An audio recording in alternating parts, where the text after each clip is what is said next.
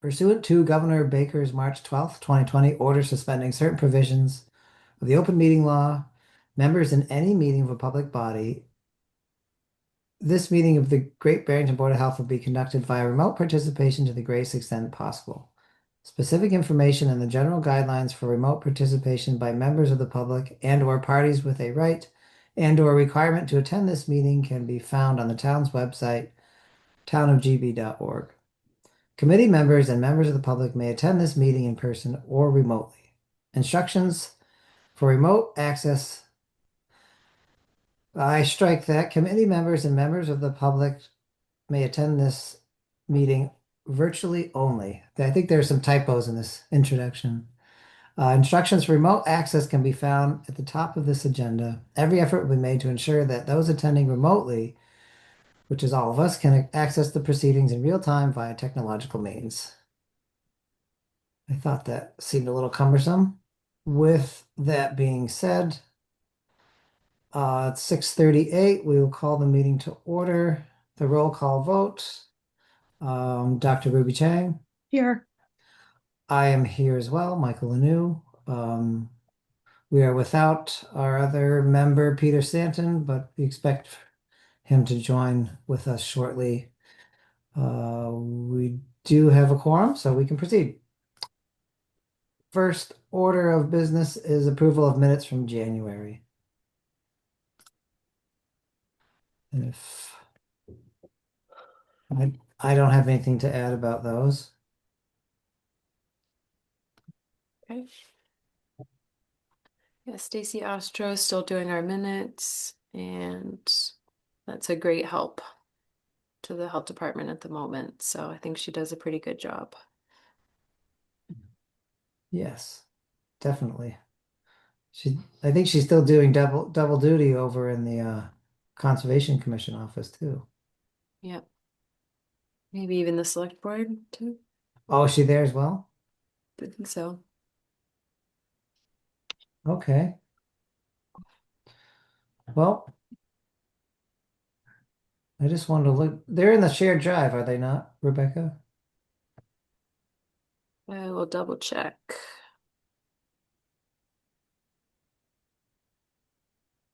I thought they were there. Yes, they say draft Ah, January yes. 8th. That's where they were. I thought they were there.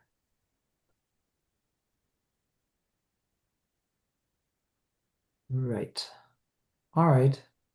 Yes, I don't have anything to add or amend on these, so I'll look for a motion and we can get them approved. I make a motion to approve the minutes from January 8th. Yes. I second, and roll call will be Ruby, I, and I vote aye as well. okay. All right, very good. The next order of business is a special permit relating to 263 Long Pond Road. Okay, for that, I'm going to mute and recuse myself. Well, we might have an issue then, Ruby, because if you recuse yourself, it's just me then. So we can skip by that until Peter comes. Here, let me just. Is someone from Foresight there? Yeah, I see that the presenter is here, but let me just call Peter because I'm thinking he might have forgotten that we had a meeting tonight. So, Oh, well, I say we'll step by this for a moment and we'll take up instead the special permit that relates to Fairview Hospital. There is a Stanton in the attendees. Could that be Peter? No, that's Anna. Oh, okay. And Rebecca, is Vicky Donahue here for Fairview Hospital? I see. I don't know. She's here. Let's let Brian start. Okay, Um, I can get it. okay. I think I can get And it. then let me ask. Yeah. Oh, I think you have the only way to do it. I must just be attendee still. Vicky, are you here to present on behalf of Fairview, or are you just wanting to comment on the special permit? Yeah, no, I was just going to be here available in the event that he had any questions, but if we can start with Fairview, then that's great too. I think Foresight is on now, right? Yes. Yep, we're going to start with Perfect. Fairview. Perfect. And I'll be available if you have any questions. Okay, thank you. And I think Appreciate it. Joe LaRoche, I think, is on as well. Okay. Yeah, I see his name there. Great. Yeah, good evening. Hi, Brian. Hi, I'm Brian Sider with Foresight Land Services. For the civil engineer on the project. And I'm just trying to, looks like I can share my screen. I just had to run home and try to open these up, so bear with me a second. Sure. My my agenda from the town hall there said at town hall, so I didn't look into it much more. But No problem. Thanks, let thanks me for bearing with us. I have it in my email, just trying to open it up as a PDF. So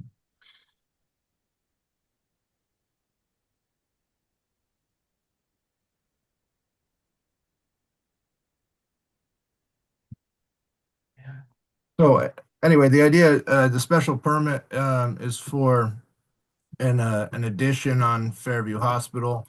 It's approximately 50,000 square feet total in footprint. That's 2 floors that are 22,000 square feet each.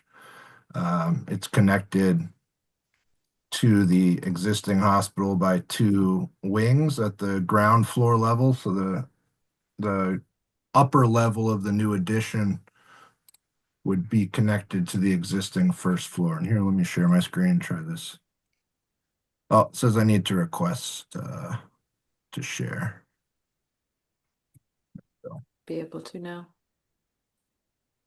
So if you can see, this is sort of a overview master plan of the addition itself.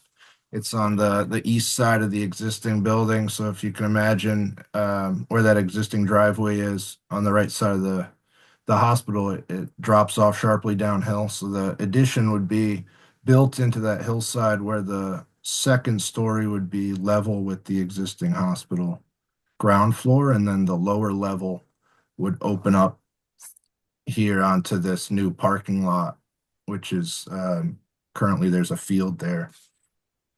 And so the additions meant to house existing service areas. So that would be the emergency department, the radiology, and the imaging department. And then the upper floor would be the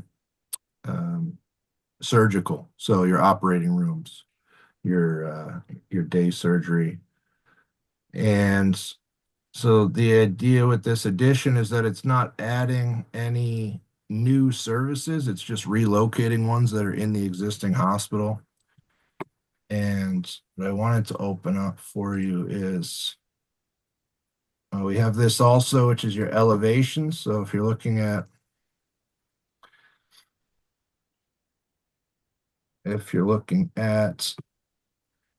this would be the hospital from the south side. So looking toward the addition, the existing hospital on the left, you'd have this addition coming off at a lower elevation to the right side, looking from the parking lot. So then this would be that east side facing west, but you're looking at the hospital at the front side of this new addition. Your emergency department would be there. The main emergency department entrance, there's a 2-car ambulance garage, the MRI here on the left. And so from a Board of Health perspective, the reason it needs a special permit is because it's an pre-existing non-conforming use for the zone that it's in. It's a residential zone. But obviously the hospital's been there since 1913, so it long predates that.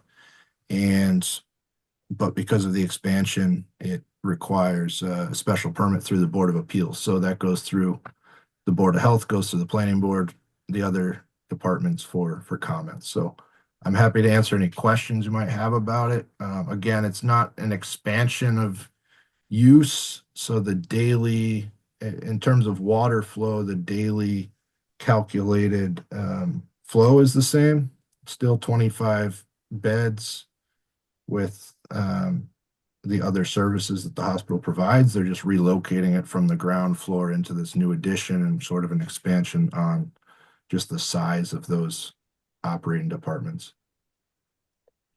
What will become of the current space of the, say, the emergency department? Will that won't be used for expansion or of beds or anything like that? Well, currently it'd just be removed, and then I think in the future there would be plans for expansion of the dining services and other things that are currently there, enlargement of some of the patient rooms. I see, I see. Vicky can maybe speak to that a little better, but Yeah, that'll likely be that's in the second phase of this project. Well, what the goal now is to get these services that are kind of crammed into the existing hospital structure. We want to get them over into spaces that are more in keeping with what is currently offered for hospital services and outpatient patient services. Those the service areas that we have now are pretty cramped.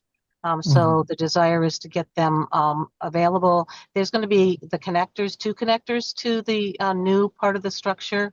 The one that's on the south side, which is away from Lewis Avenue, then that's where there'll be a lobby that's going to connect the first floor of the hospital building to the second floor of the addition, as Brian had described, so that that'll be kind of flow from one building to the other. On the rear side, which is actually on the Lewis Ave side, then there's going to be a connector there, which is going to be back of the house connector. So it's essentially going to bring people, who are providers, from one part of the hospital building to the new part of the hospital building.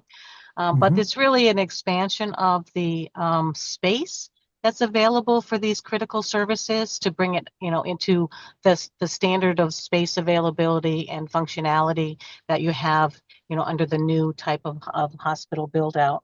In the future, then the spacing over on the existing building, then there'll be an expansion of the space that's going to be available for patient rooms. They're going to be all private rooms, and there'll be some re, you know, readjustment of some of the office spacing and things, but I haven't seen the final version of that, but it's just going to be a continuation of the hospital uses that we have in that building, and expanding the areas available for what will remain in the hospital building, including patient rooms, and then have better space management with respect to the other services that will remain in the main building. I see.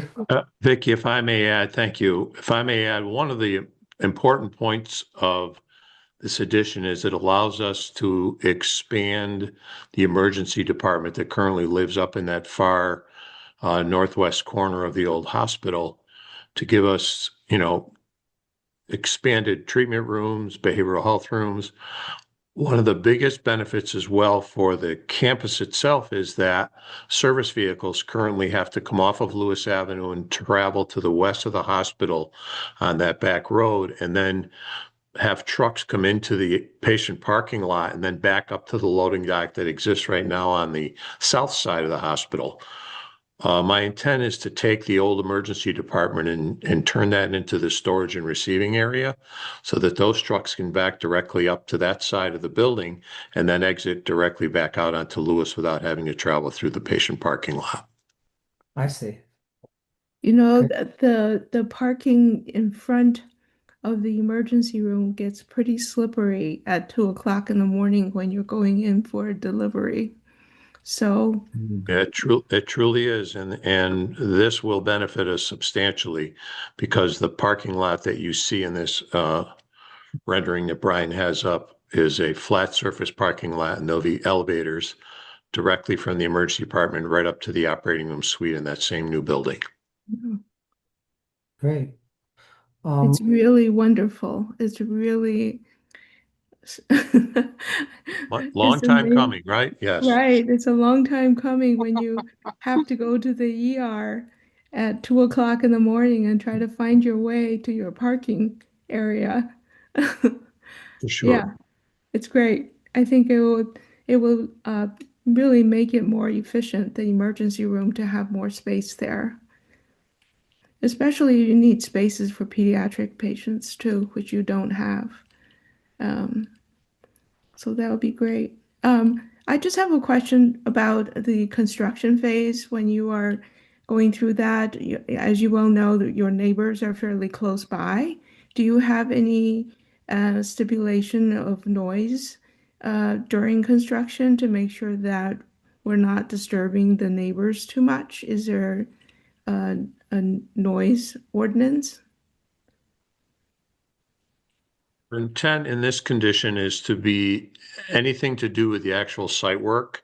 Uh-huh. And steel work won't create. We've already done some site exploration. And as a matter of fact, we're going to be able to support a geothermal system, which is a huge sustainability effort for us, and have found that the soils in this field are going to really help us a lot. So I don't suspect, I mean, you will hear standard construction, steel erection and so forth, but everything will be done during normal business hours as well as on-site safety management people to handle any of that um, concern. There won't be any blasting. There won't be any need for um, high construction, just normal construction site work. Gotcha. Do you have any incinerator services uh, with your new surgical suite? Incinerator? Yeah. No. You mean for medical waste? Yes.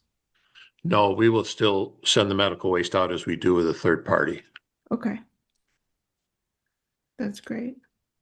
So this drawing I'm showing here, just to give an overview, this is Lewis Ave across the top of the page. This would be the new driveway coming in across this house that BHS also owns. So the new driveway come in directly to the emergency room. This new parking lot, again, the geothermal wells are beneath that, as well as stormwater infiltration. So there's no increase to stormwater runoff. It's all being collected and stored underground where it percolates through. There is a new sewer line onto Lewis Ave just for the new building itself. And then water lines for fire suppression and potable water Hmm. to the new building. So there won't be any solar panels on the roof, right? We explored it because this project will be LEED Silver certified, Mm-hmm. but we explored the potential for solar, and there just wasn't sufficient either rooftop or parking surface space to generate what we see for a reasonable return on investment of a megawatt, and we weren't able to get. We looked, we tried, but we weren't able to get enough solar array without really affecting the look of the campus. Oh, gotcha. Yeah. Yeah. And water and sewer is still the same. It's going through the two from the fire district, Right. right? Yeah, the usage isn't increasing because it's just a transitioning of the existing services to a new building. Mm-hmm. Right. So they're upgraded, they're new utility lines, but the volume isn't increasing. Mm-hmm. Can't Great. wait. This is great. What's your my last question would be, well, what's the time frame that you hope this will Well, take place and be completed? we have select board on Monday night, this coming Monday night, the 9th, and then we have planning board on Thursday, the 12th. And then we have the public hearing for the ZBA on March 17th. So our hope would be that we can get through that process. We've got our construction drawings and permit sets ready. And I've reached out to the Department of Public Health for the permitting that we'll need from them. And so we're really ready to go. Our expectation would be if everything went through the appropriate boards here in town. I'd like to see us have shovels in the ground sometime in April, Oh, late March or early April. And it's approximately, well, if we have weather like we've had the last month, I can't make any promises, but it's an approximate 18-month build. yeah, that's what I figured. About a year and a half. Yeah. Okay. Well, I don't have any further questions. That all looks like great and it's a No, great I don't asset have for the any town. questions. Yes. Okay. Are there any questions from those in attendance in the public before we vote? Not seeing any. I did see Peter briefly. Oh, I see his box there. Okay. Is Peter Uh, here? Yep. He signed in. I'm assuming Oh, he's okay, he's there, but I don't know if he's still getting okay, set up. okay. Peter, do you have any comments? He, I don't, oh, No, go ahead, yeah, Peter. if you can hear me, no comments. I'll be at my computer in a couple minutes. Okay. Very good. All right. So this is, so I say we look for a motion to pass this on without comment to Point of the ZBA. the ZBA. I make a motion to pass this on to the ZBA. And Peter? Second, Okay. okay, and a roll call will be Ruby, Aye. Peter, aye. and I vote aye as well. Great, thank you everyone, and good luck with your project. Thank you very much. Thank you so much. Thank you. Okay, bye-bye. Bye.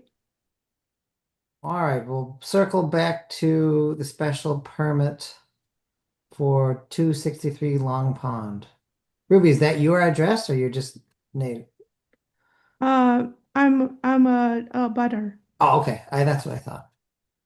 All right. So, I started the special permit. Let me just share that again.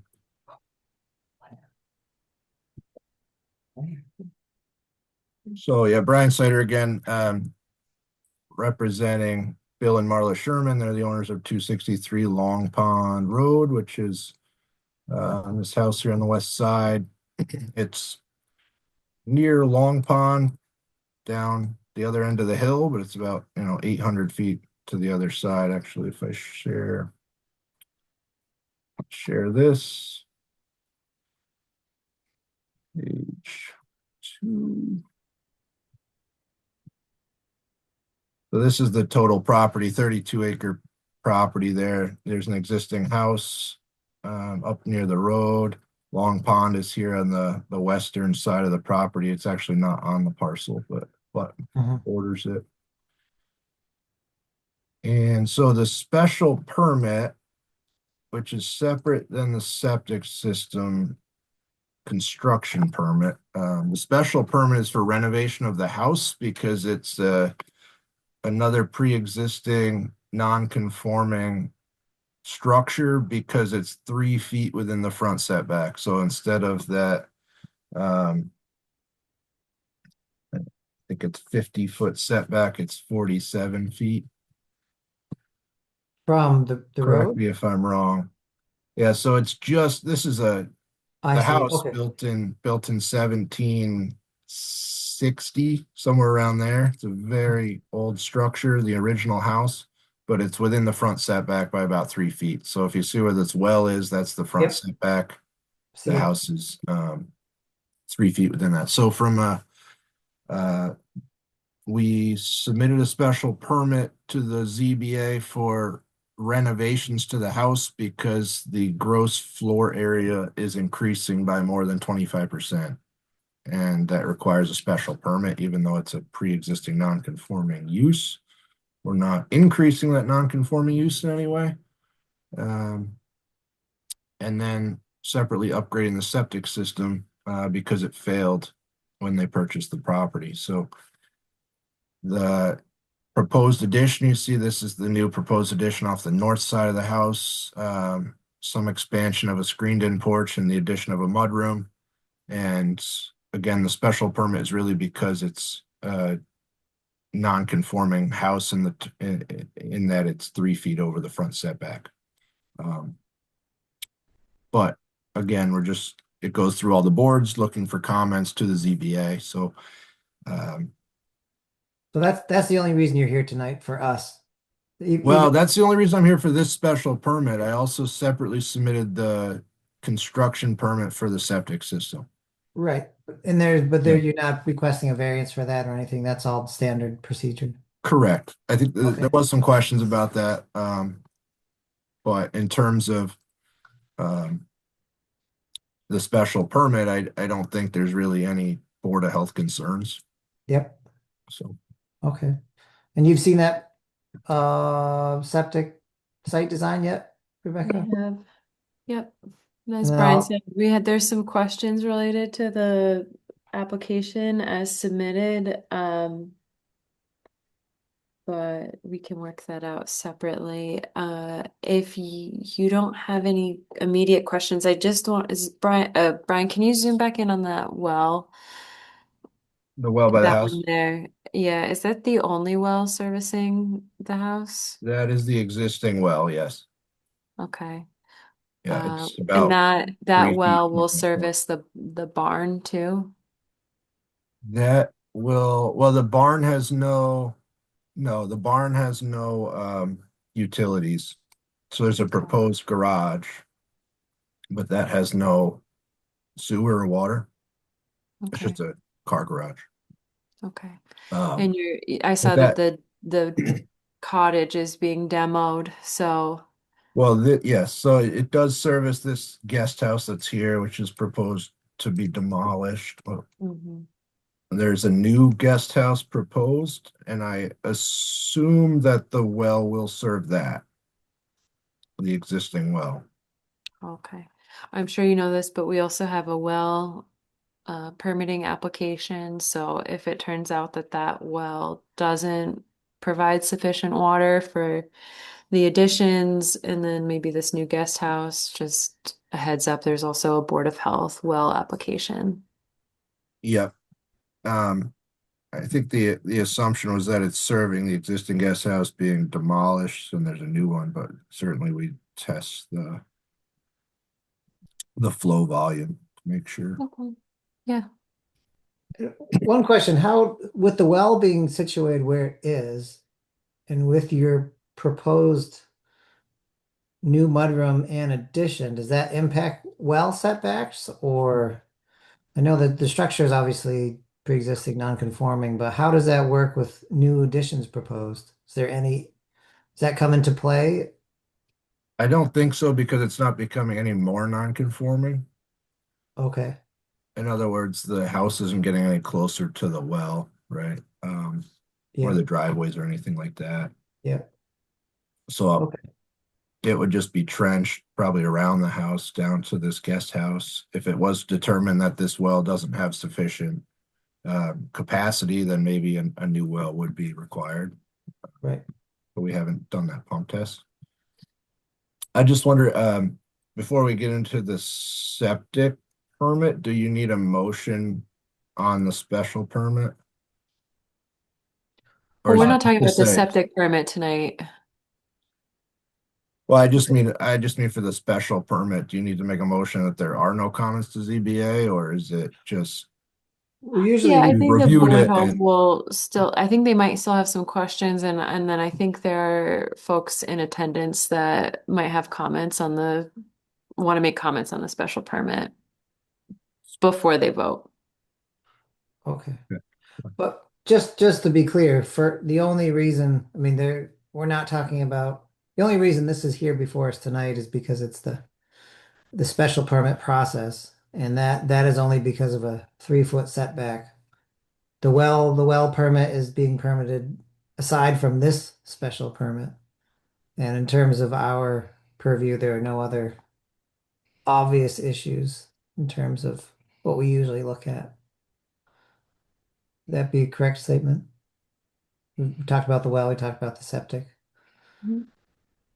yeah, I Okay. would just say they be kept separate. So I mean, if the comments are about the special permit, I'm certainly happy to answer them if they're about the septic Right. I guess what I'm trying to say is, in terms of the Board of system. Health, those are our major purviews. So Yeah. if there are other issues that pertain more to other boards, sometimes we get a lot of comments that would be better suited for those boards that have more jurisdiction or more authority over those areas. Just putting that out there. But of course, um, I don't have any further questions or comment. Do you, Peter? Yeah. Okay. So before we take a motion, if there's anyone in the public who would like to comment, please, now's your chance to do so.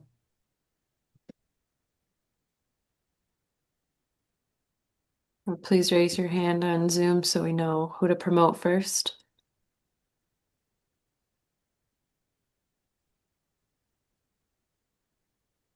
Not seeing any hands.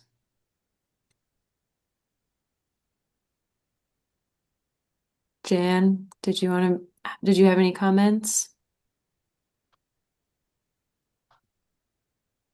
Oops. Okay. Nope. Okay, not seeing anything. And this is for the zoning board special permit? Yes. Yeah, ZB. Yep. Okay. Zoning board. Then I'll look for a motion to pass this on. Oh, Now I see a hand.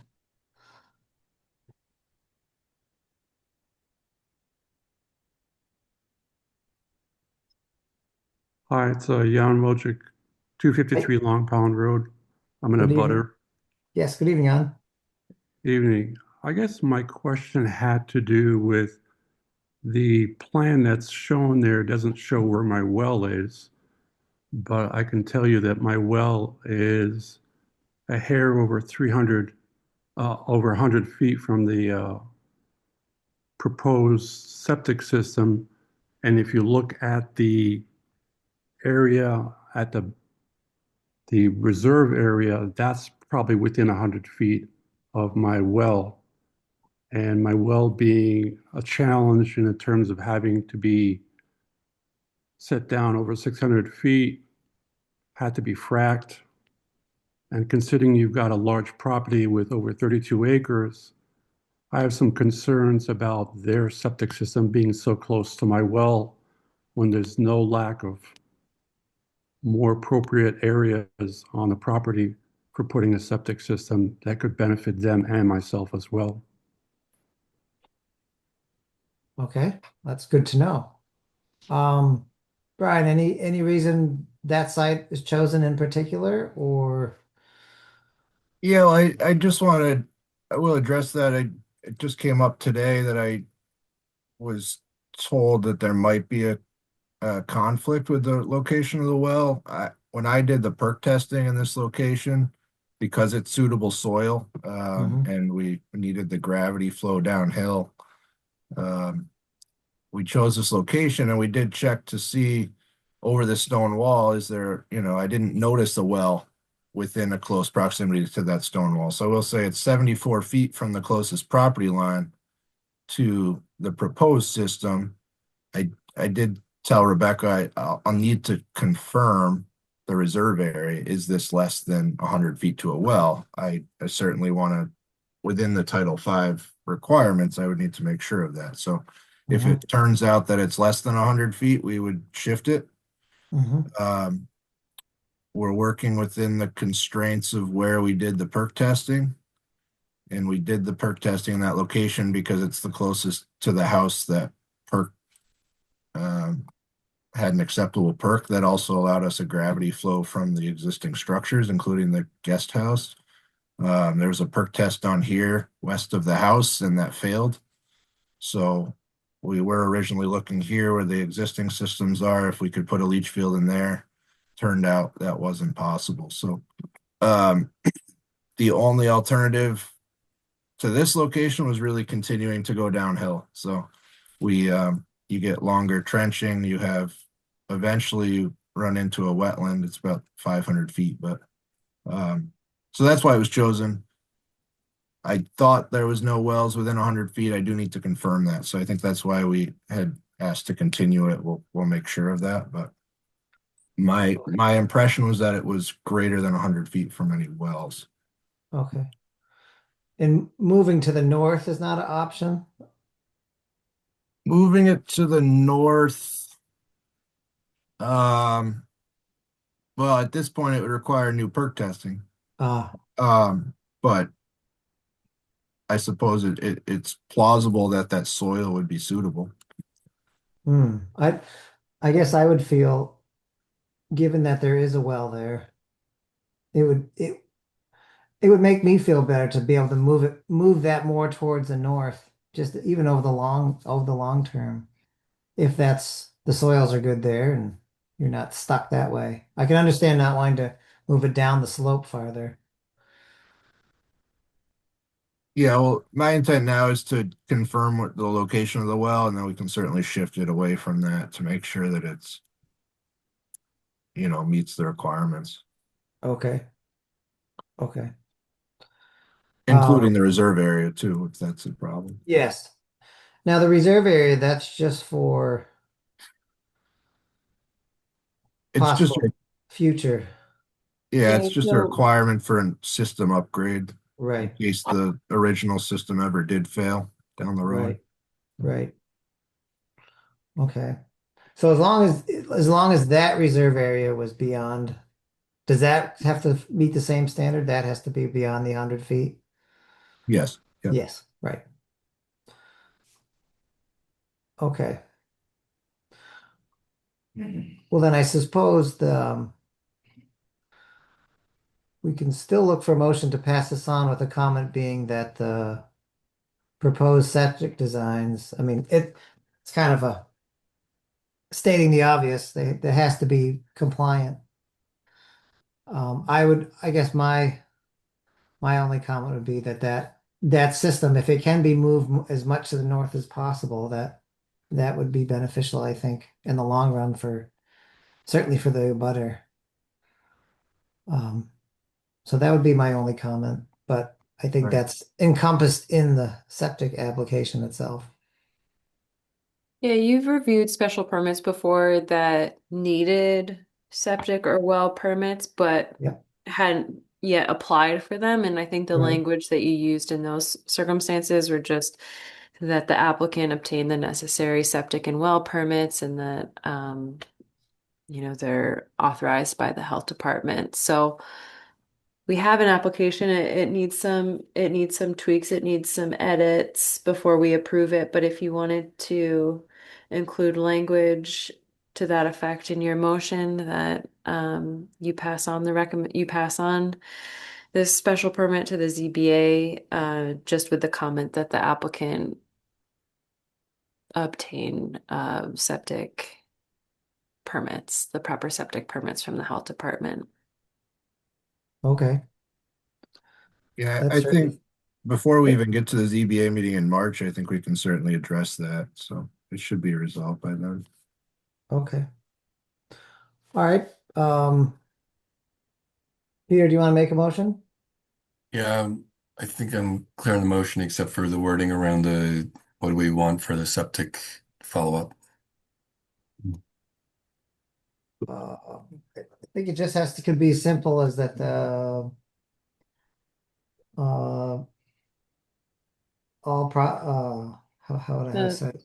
I mean, it anyway, doesn't it all have to be approved Yes. as a separate from the special permit? So Yes. I'm not sure we need to do anything really. I would just for the record, I would like it just to reflect any motion reflect at all that the proposed new septic system um meet the proper setback requirements. Just so it can be recorded that it's an issue that came up Yeah, yeah. and we So just I make a motion to pass this along to the ZBA with the septic system meeting setbacks as well. okay, and I will second. So our roll call will be Peter, Aye. and I vote aye as well. Great. Thank you, Brian. Thank you. Yeah, And appreciate it. if anything comes up, I'm sure Rebecca will talk to you about it. Great. Thank you. Good night. Thank you. All right. Now we'll move down to public hearing for our proposed changes to our fee schedule, which was last adopted in 2016 or updated in 2016. It's hard to believe it's been that long already. So first thing we have to do for that is take a motion to open the public hearing. Make a motion to open the public hearing. I second. And the roll call will be Peter, Aye. Ruby, I and I vote aye as well. Okay, Rebecca? Okay, so we have danced around updating this fee schedule a couple times, but we're biting the bullet since it's been 10 years, 2016. And what you see here might be a little bit different from what I had in the shared drive at the beginning of the week. I just went through and made some more additions, but my philosophy with making these changes was to bring up the permitting to reflect what the time that the health inspector would spend inspecting the various types of businesses here. So, our health inspector, when we hire one, will be paid anywhere between 25 and $30 an hour. It's reasonable to expect that they may be getting paid closer to the $30 an hour. So a lot of the changes that I'm suggesting here are bringing these various fee schedules items up to like a $30 an hour fee. So if, for example, if something was like the temporary food permit was $25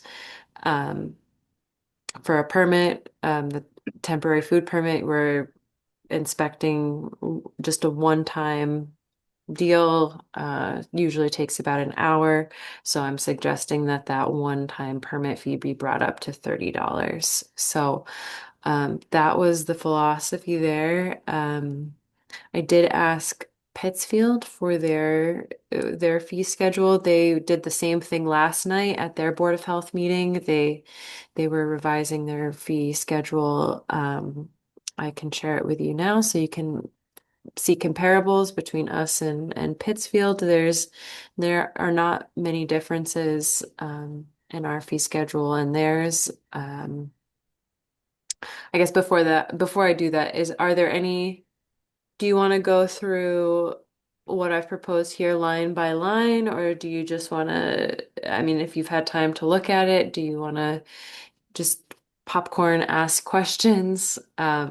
I don't think it's very complicated. You'll see here all the way to the right, I've put in numbers, the dollar amount increase. So for a bakery, this is an annual permit.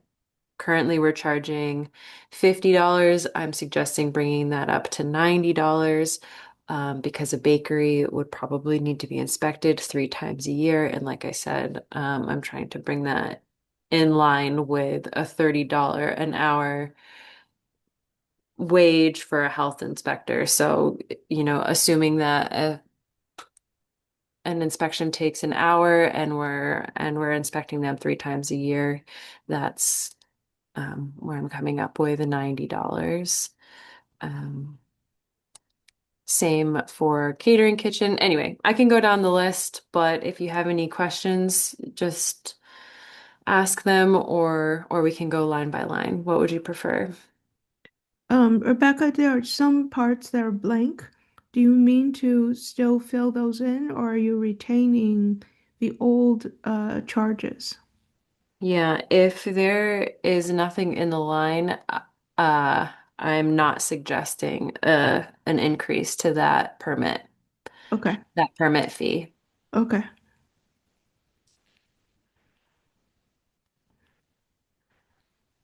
I think they're all pretty much well thought out, and reading it through, we could just ask you if we have questions. I don't think we need to go line by line, Okay. unless you have something special that you wanted to point out to us.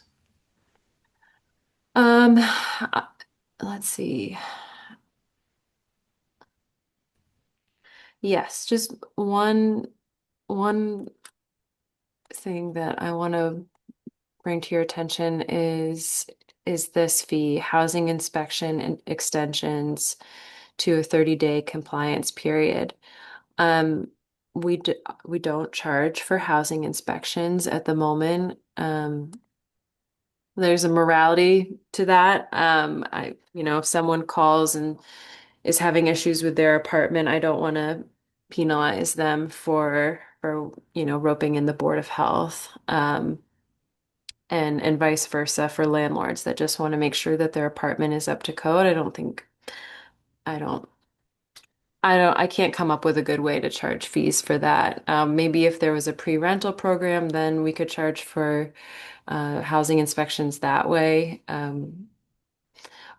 But I will say that when someone comes before the Board of Health and asks for an extension beyond the 30 days, that 30 days that the original correction order has has allowed, I mean, I think your goodwill, you're granting that extension based on whatever plight, the the landlord is saying or whatever difficulties they're having, but it becomes a lengthier process for the health department to keep track of um, what housing what housing issues we have, beyond that original 30 days, um, especially if the extensions are they're not uniform. Sometimes you're granting extensions for 30 days, sometimes you're granting extensions for 90 days.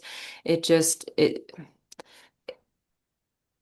um I think if a landlord or an occupant, if someone's requesting more time beyond that allotment, it becomes more work for the health department to attend to. Um, So I don't know how like what your temperature read is on charging for inspections and related work beyond the original correction order, 30 days. But I'm suggesting a flat fee. Well, sorry, that says variable, but a flat fee of $90 for 3 hours per month beyond um, or 3 hours per month, I should say. Um, I don't know if that makes sense. Yes, it does. Okay. Yeah, I understand it. I think you're very logical, and I think you're being, supportive of people to request housing inspections. So this charge is for uh, the person who owns the house. It's not for the renter. It's for whoever the violation is issued towards. Okay. So that could be the occupant, that could be the landlord. I'm not discriminating against either party. Um, but I'll be frank, it's hopefully a measure to maybe get people to correct their violations within the allotted time that the housing code requires, which is 30 days. Hmm. Um, I think that if someone knew that, we would charge for any related work and inspections beyond that 30 days, if they're going to request an extension, they're going to have to pay that fee. I mean, I think they would be more likely to fix the violations in a speedier way. Hmm. What if they want an extension, let's say 60 days or 90 days? Would you Mhm. charge more, or is it still 90? The fee that I have is $90, which is 3 hours per month. So if they wanted a 60-day extension, that'd be $180. Okay, I get it.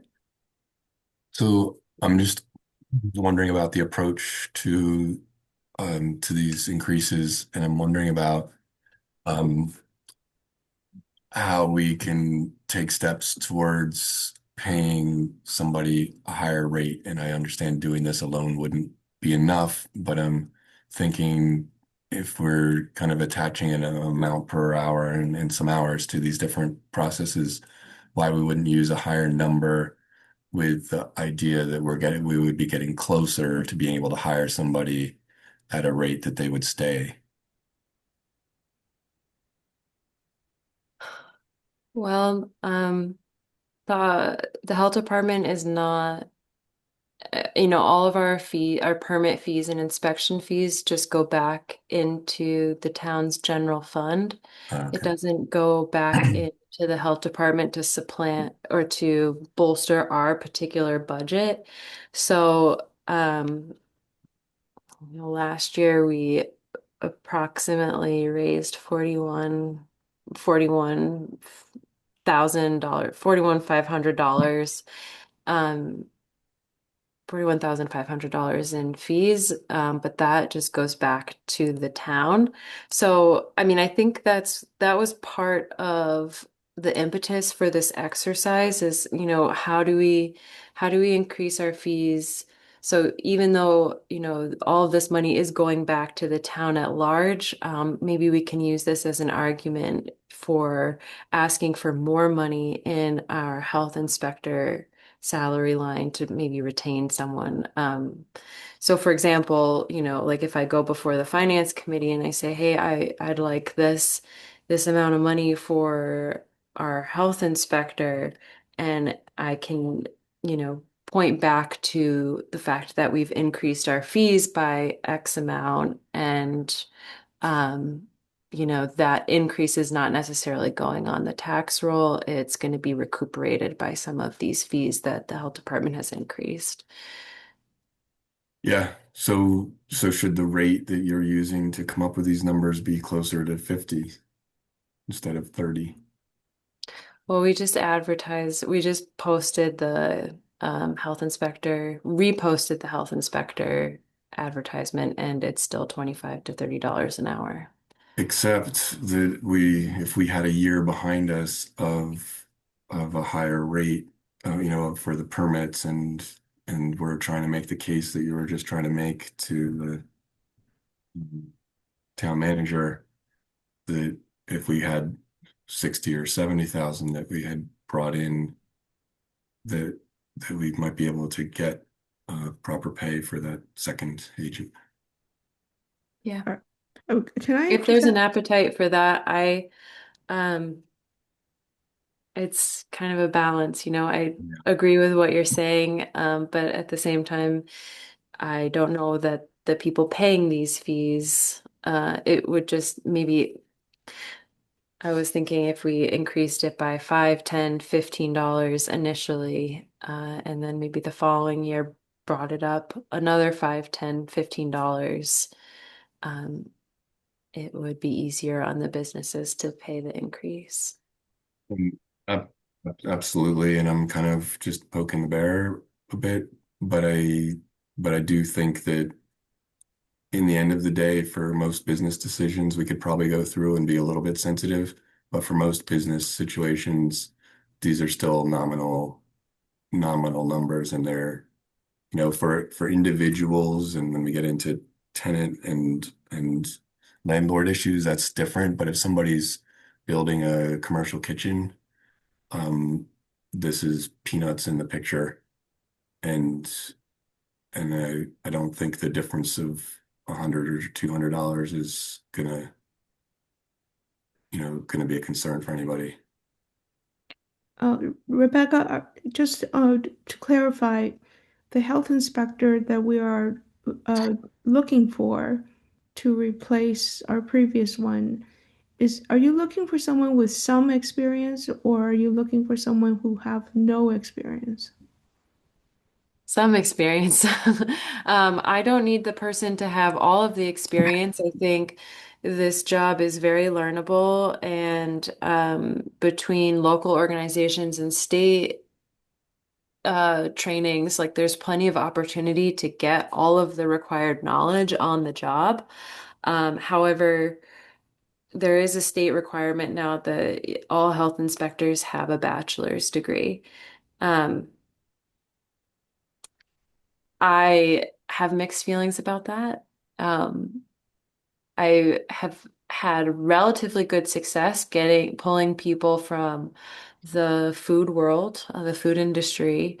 Not everyone in that industry has a bachelor's of science or a bachelor's degree, but they have the necessary working knowledge of a kitchen and can jump right into food inspections. So, to Peter's point, with the state requiring a bachelor's degree for health inspectors, $30 an hour is going to be a challenge to hiring.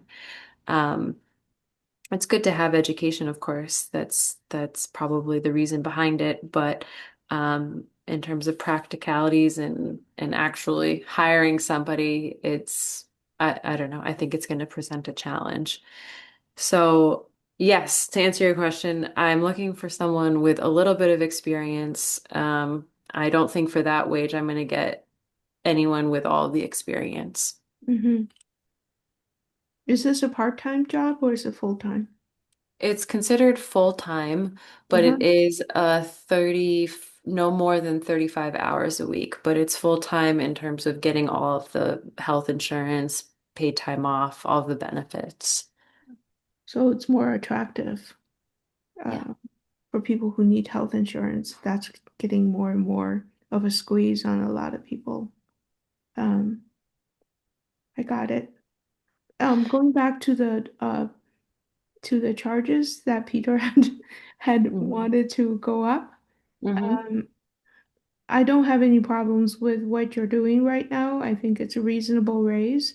If anything, I was hoping that we could compare what we're doing with other towns, and I think Hmm. you were getting to that. Yep, I Pittsfield sounded can. like it was similar. Yeah, I mean, you'll see that Pittsfield is a little bit higher. So here, hold on. Let me uh go get what Andy sent me.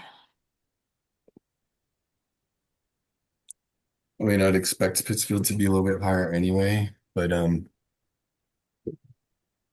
Yeah, so I mean, you'll see that like what they were charging is what I'm suggesting we bring our fees up to, um, or closer to that. And it's maybe this is confusing just seeing this one at a time. I wonder if there's a way that I can show you both. Um, hmm.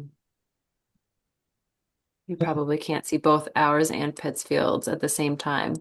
But anyway, Michael, I know you wanted to do this in one night. Um, No, but I was gonna, I didn't have time to do all of the calculations of like, with the increases that I'm proposing, like what that would, I told you last year our revenue was about 41,500. I didn't have time to go through each individual category and calculate what that increase would be with the proposed increases. Um, so anyway, if you wanted to look at what Pittsfield charges, here's what it is, but maybe we can come back in March. I can have like another column, so you can see side by side comparisons and then also what it would actually bring in for additional revenue total. sure, sure. To Peter's point, why don't we factor in a higher rate for some of those increases that you proposed? It looked to be that you were basing around like a $30 an hour, but what if we Yeah. moved it up to 40? I mean, that's not, it's certainly a better. And if that helps move the needle somewhat, I mean, given the news that how tight the town's budgets are, and to Peter's other point about that, for a lot of these commercial ventures, the proposed, a lot of most of the fee increases were $5, $10. I'm not trying to make little of $5 or $10, but in the grand scheme of things, considering all things, it seems a $40 an hour might be a more realistic goal to shoot for. Yeah, I should add, at least with our food permitting, like, let's see if I can make an example on Pittsfields. So let's use Bizen as an example. They are paying for a couple different sorry, they're paying for a couple different things within their food permit. Um,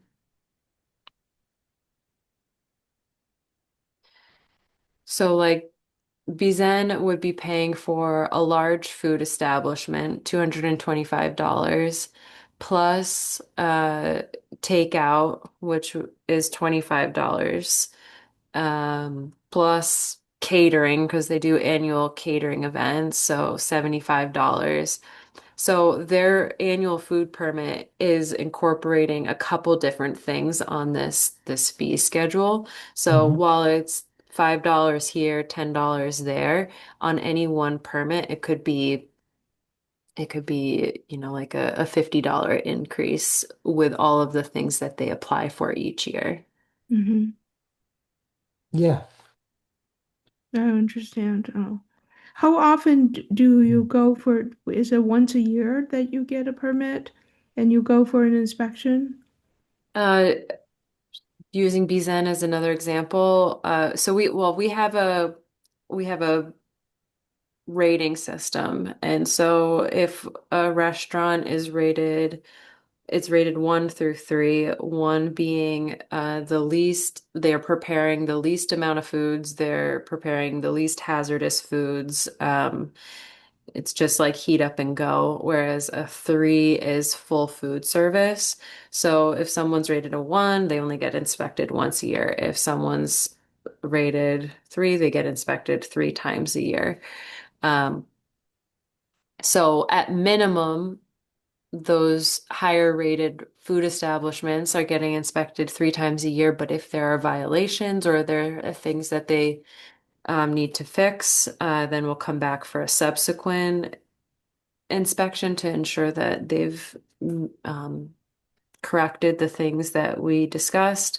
And then also if there's like a complaint, like someone calls and says, I ate at X restaurant and I got sick, or I noticed the cook wasn't wearing gloves, like those, we could be in a restaurant unlimited amount of times throughout the year, but standard 1 to 3 times. So when you go to inspect it, if the restaurant is a 3, do you get paid for each inspection? No, no, the theory is that the annual permit fee is paying for um our annual inspections. Okay. So that kind of rating is not here in the fee schedule. And I think that if you're going to go out 3 times a year because they're doing a full food service, then you should get paid for that. Does that make sense? Yeah, I mean, we're not charging the restaurant business, like lodging house, we're not charging per inspection. Um, Oh, so it's per year. that's what the annual permit fee Okay, is but to take care of all of our food inspections throughout the year, all of our lodging. Well, we're only in the hotels and motels once a year. right. Um, what is, per inspection is our Title Fives and perk witness. Like, we're charging an inspection fee every time we're doing a perk test, every time we're doing a Title Five. Okay.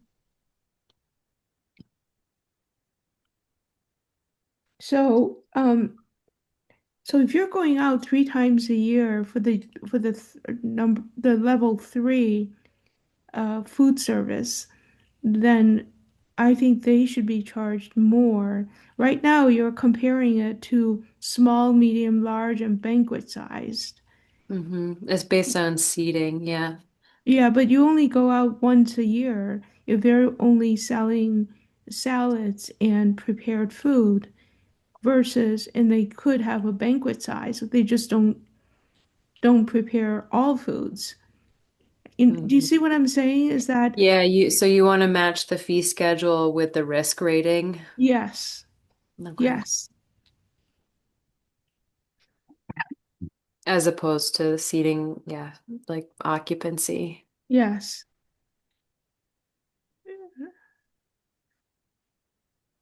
You could have, a difference, but the food preparation is the same. It's just more people preparing for the food if you have an occupancy of like 50 seats versus 10 seats. Um, and I can see an increase in rate, but it's more important that we get paid if you have to go out 3 times a year, that each time you go out, that time spent is doing an inspection all over again. Mhm. And you should get paid for that. Well, I mean, like I said, all of our revenues just goes back into the general fund. It's not an enterprise like the wastewater department. So I mean, we are getting paid to do this. It's just we're not Yeah. necessarily recouping our costs through our inspection and permit fees. Right. But if you think about it, somebody who serves all foods, they're going to charge more. Their income is going to be more, and you have to work more for what their enterprise is. So you should charge for the fact that they are serving all foods as opposed to serving just ice cream.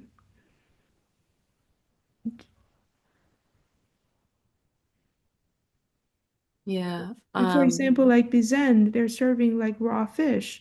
They're serving sushi. A lot of food is prepared by hand, and therefore it's a high contamination rate.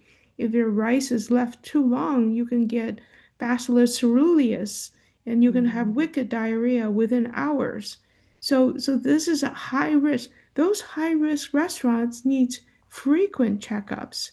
Mhm. And I think that if you go for frequent checkups, you should get paid for it. Yeah, that's a good point, Ruby. Maybe we could add in another. I mean, our health when I'm doing the food inspections now, but when we have a health inspector, they do spend a lot of time on the restaurants that serve sushi. So Yeah, maybe adding in another because um like, any special food process those that prepare sushi have to have a HACCP plan. Don't yeah. ask me what HACCP stands for because I don't know the acronym off the top of my head, but it's basically like a risk management plan that food manager has to have on file. Hmm. Um, and so the health inspector has to work with the manager to make sure that their HACCP is up to code and that all of Hmm. their employees are well versed in that particular HACCP plan and then just the inspection is more in depth. So maybe we could add in another line if for sushi, like if you're Right. So the more complex something is, the more you have to go for inspections, right? yeah, Um, I thought we had something on the fee schedule for HACCP, those restaurants that had HACCP plans. Uh, Seems like as opposed to how risky we think something is versus how many times there's calls and how many times you actually have to go in based on practice, I'd want to do it off of that as opposed to, you know, thinking that it's riskier. hmm Yeah, so like I That's said, another. on the 2026 column, I tried to bring up the permits to be in line with what I think that those categories are inspected, like what that hourly wage would be. But I mean, maybe we could add in another column like for inspections beyond like the 1 to 3 inspections. Like if, we're going back for complaints, then we can charge like per inspection if we get a complaint. Um, So I'm thinking that the goal here is that you can work some numbers and maybe in March we can approve them. And I'm thinking that it sounds like there's a couple options you could give us. I think you should continue with the one you have and keep that as a column, and then maybe add a couple columns. One would be what if you calculated at 40 instead of 30, and and the other is if you wanted to take a shot at trying to connect it to likelihood of return visits or higher attention needed from the department, or added up as extra visits, fees, however you want to, that seems to make sense to you as you're working the numbers. mhm. I'm in favor of us preparing for the future as opposed to just thinking, okay, it's been 10 years now, we're trying to update the numbers to now. I think that if we start working them towards what we'd want them to be in a couple years, that we should be heading in that direction. And I do think it makes sense uh, that they go, that they go up a little bit more significantly. Um, I was thinking one more thing. Um, um, I I understand it's not directly connected to the agent, but I do think it makes sense for them to cover certain expenses, and I do think that if it takes 3 hours or 2 hours to do a certain job, that that more than 30 is makes sense. And then I do think that we want to be, careful about the people who are trying to provide a community service and struggling to make things work. So I think we can be careful of the tenant landlord situation, some of certain kinds of food vendors, um, like seasonal farmers market type things. Yeah, But I think new construction, new septic systems, I think those all make sense to really cover the cost. great. I share those opinions. All right. So, sounds like we should continue this till our next meeting and we can continue discussion there. Okay. So we Well, I'll just keep said, working on this. Thanks for looking at it just initially and going through this. And if you want to, if you have any questions throughout the next month, just let me know. But I'll have something improved to show you in March. all right. And no pressure. If it takes us another meeting or two, that's fine. I Well, you're coming into the season, it would be nice to have them in place, I guess. I would guess. Yeah. Can I just share something with you guys? Like in Amherst, they they're they don't have it as finely detailed as we do, and what they put in is restaurants. It's $300 annually, and no charge for initial inspection or first re-inspection, and then $75 for each additional inspections. So they kind of make it very simple. Um, Frozen desserts is 100. Bakery is 150. Um, yeah, Is that a document you can pull down or screen grab for Rebecca's reference? I don't know how to do that, but I can send it to her. Okay. Okay? Thank you. Yeah, Yeah. but I'm kind of surprised that Amherst doesn't break it out by category of large, small. No, It's they just don't. $300 for every No, they're very restaurant. simple. They break it down to bakery, bed and breakfast, catering, frozen foods, mobile food service, residential kitchen, restaurants, retail, and supermarket. That's it. Okay. Yeah. So it's interesting. But Thank anyway, you, Ruby. yeah, just something to look at. It makes it a lot simpler. Okay. Yeah, Uh, so I propose we look for a motion to continue this public hearing till our meeting on March 5th at 6:30. I make a motion to, what was the word you used? Continue. Continue, this public hearing until, um, our March meeting. I second. All right, now roll call will be Peter, Aye. Ruby, I and I vote aye as well. All right, our next public hearing for the evening is in relation to a correction order issued to 610 Manville Street, LLC. So, first order of business is look for motion to open this public hearing. Make a motion to open public hearing. I I second. second. I second. Okay. Peter, I'm in favor. Aye, I'm here. Ruby, I. and I vote aye as I'll keep this well. one short when we're all getting tired. All right, roll call is unanimous. So, Rebecca, take it away. What do we have here?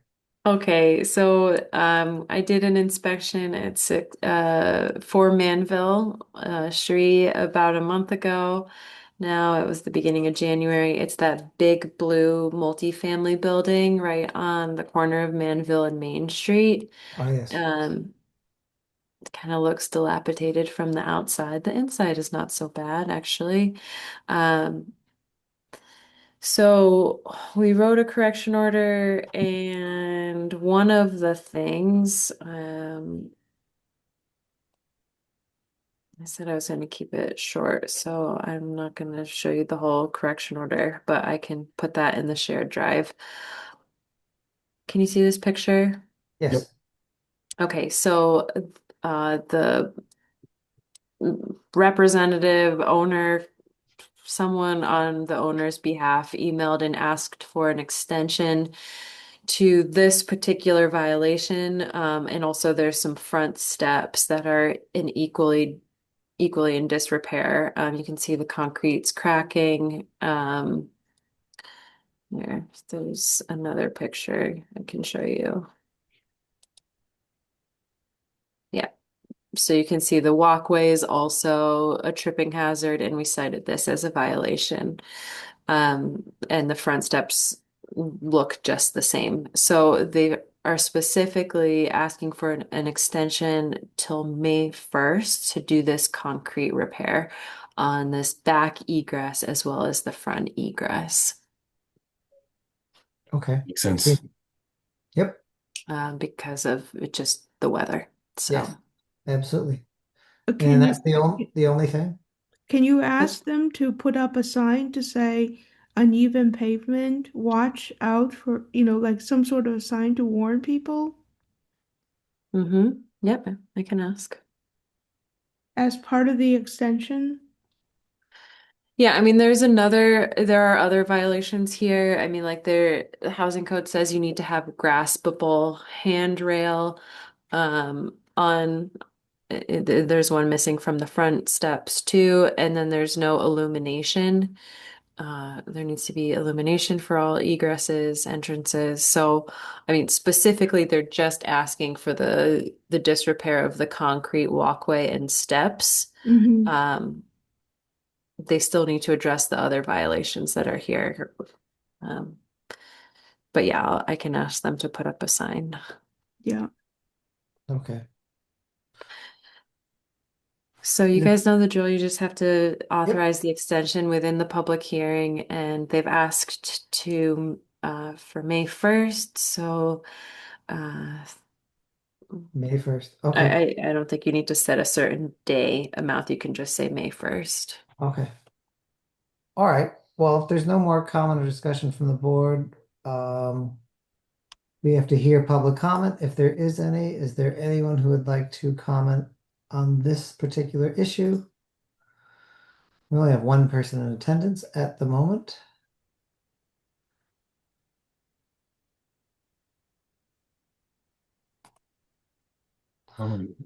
Not seeing any hands being raised. I'll look for a motion to close the public hearing. Make a motion to close the public hearing. I second. Roll call will be Peter, Aye. Ruby, Aye. and I vote aye as well. And now we'll look for a motion to approve the extension with the comment that we discussed. Make a motion to approve the extension to May 1st of due to weather and concrete work involved. I And second.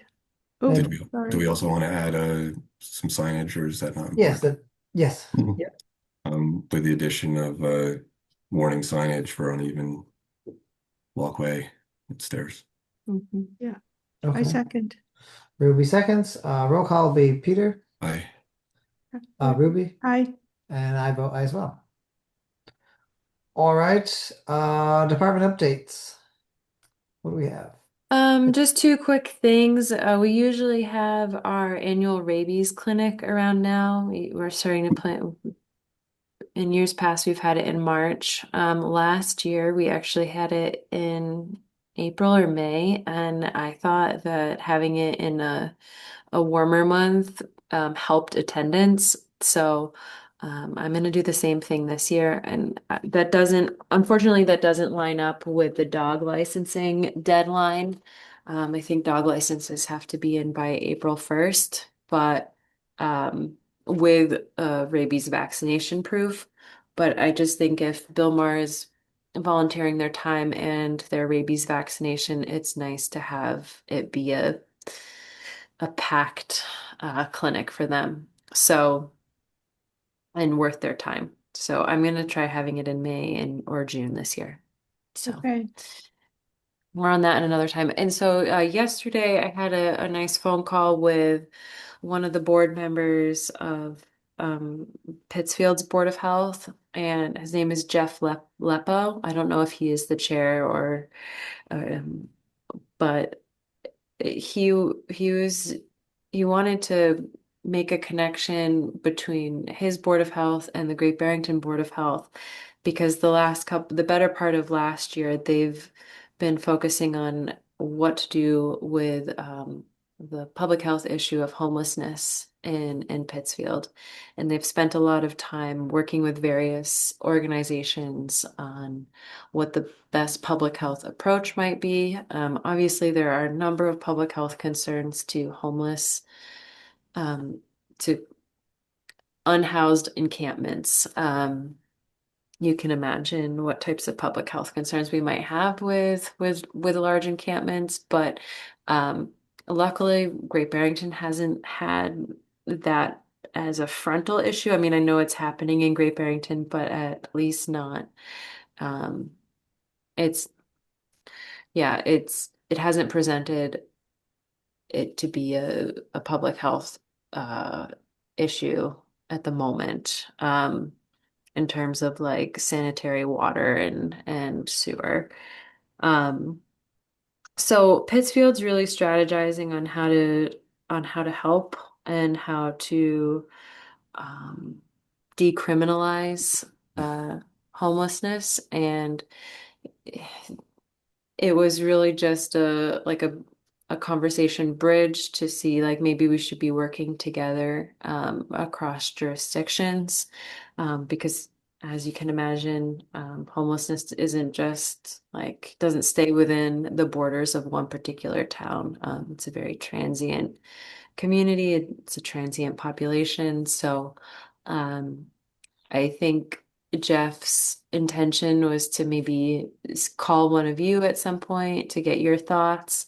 Um, I'm gonna wait to see what Pittsfield's what they decide with their action plan, and maybe we can review their action plan and put it on our agenda for discussion to see if we want to do something similar in Great Barrington. But just a heads up that someone from Pittsfield may be reaching out to you about that topic, and um, yeah, it's not a topic that you identified as a priority for this year, but if it becomes an issue that you want to tackle, we can change that. Yeah, Mhm. well, it'll be interesting to see what they have to say. Yeah. Okay. Anything else? That's it for now. I could go on and on, but it's Okay. yeah, that's fine. All right. Moving on the agenda, the last two items are citizen speak and media questions. Are there any questions from those in attendance tonight? We still just have one person who's hung in there to the bitter end. I believe that she's related to the press. Ah, okay. Well, if there are any press questions, we'll take those too.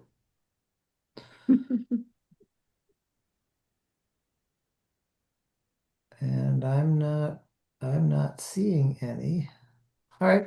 Well, not seeing any questions. I'll take a motion to adjourn for the evening. I make a motion to adjourn. Yeah, can we end the recording? And sorry, All right. So I we have a second to adjourn. Roll call will be Peter, I Ruby, Aye. and I vote aye as well. Okay. Thank you. We'll stop the recording here.